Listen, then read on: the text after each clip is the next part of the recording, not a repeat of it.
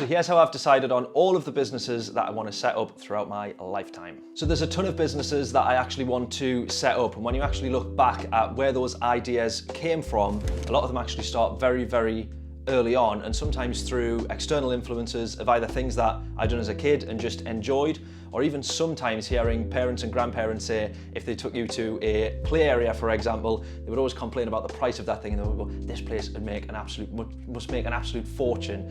And rolling on a few years, when I started looking at like what businesses I wanted to set up, some of those ideas were the first things that came to mind. I genuinely wanted to have a chain of children's indoor play centres.